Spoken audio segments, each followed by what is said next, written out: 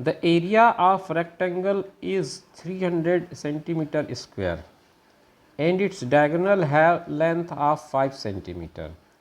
Find the perimeter of rectangle in centimeter. एक आयत है, उसका क्षेत्रफल दिया है 300 सेंटीमीटर वर्ग, विकर्ण की लंबाई 5 सेंटीमीटर है। आयत का आपको परिमाप निकालना है सेंटीमीटर में। ऑप्शन आपके पास 50, 25, 176 और 121 के रूप में 4 ऑप्शन है।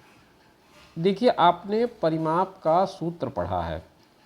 परिमाप के सूत्र में होता है 2 गुणित लंबाई धन चौड़ाई।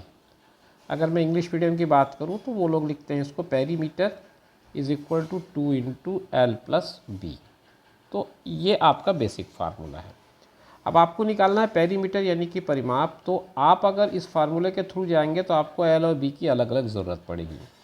मेरा सलाह है कि आप इसमें मत उलझिए, जो दिया हुआ इन्फॉर्मेशन है उस पर पहले काम करिए। Area of rectangle 300 metre square दिया है। आप एक रेक्टेंगल अगर इमेजिन करते हैं तो ये इसका रेक्टेंगल का एल हुआ, ये बी हुआ और ये डायगोनल हुआ डी। इसका एरिया 300 सेंटीमीटर स्क्वायर दिया है, तो इसका मतलब एल इंटू बी की वैल्यू यानी कि लंबाई गुणित चौड़ाई की वैल्यू आपको दिया है 300।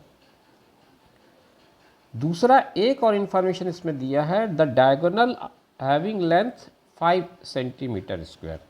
डायगोनल को हिंदी में कहते हैं विकर्ण या कर्ण।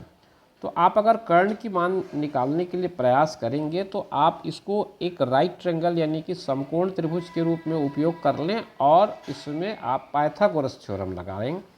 तो पाइथागोरस प्रॉपर्टी ये कहती है कि आपको दो जो भुजाएं हैं जो समकोण बनाती हैं, जिसमें आपके पास बी है और एल है, इनके वर्गों का योग तीसरी भुजा के वर्ग के बराबर होता है।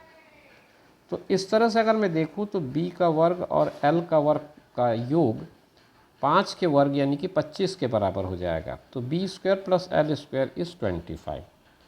तो आपके पास दो चीज़ें आई, एक तो l इंटू बी आया, एक आया b square plus L square. अब आपको अगर एक आइडेंटिटी याद हो a plus B whole square वाली, जिसको मैं l प्लस बी के लिए यूज़ कर रहा हूँ, तो l plus B square is equal to हो जाएगा L square plus B square plus 2LB। अब ये आइडेंटिटी लगाने के पीछे पर्पज़ ये है कि यहाँ से आपको l प्लस बी डायरेक्ट मिल जाएगा, क्योंकि आपके पास LB की वैल्यू भी है और L square plus B square की वैल्यू भी है। इन वैल्यूज़ को यहाँ पर पुट कर देते हैं, रख देते हैं, तो आपको L square plus B square की जगह आपने 20 रखा और 2 की जगह आप 2 रखिए। एल और बी की जगह एल बी का मल्टीप्लिकेशन 300 के रूप में दिया है, तो आप 300 उसकी वैल्यू रख दें। तो ये हो जाएगा 25 यहाँ और 3 दूनी 600 यहाँ, दोनों को जोड़ूंगा तो ये हो जाता है 625। अब आपको ये पता है कि 625 जो है वो 25 का स्क्वायर है, तो एल प्लस बी का स्क्वायर 25 के स्क्वायर के बराबर हुआ। इसका मतलब ये निकलता है कि एल प्लस बी की वैल्यू 25 है। ये आपने l प्लस बी निकाल लिया। अब इस l प्लस बी के हेल्प से आप पेरीमीटर यानी कि परिमाप निकाल सकते हैं। तो पेरीमीटर कैसे निकलेगा? ये होगा perimeter is equal to 2 into L plus B. ये जो फार्मूला हमने यहाँ पर लिखा है, तो 2 इंटू आप लिखेंगे l प्लस बी था ये, सॉरी, l प्लस बी की वैल्यू आपकी आई थी 25, तो आप यहाँ डायरेक्ट 25 रख दें।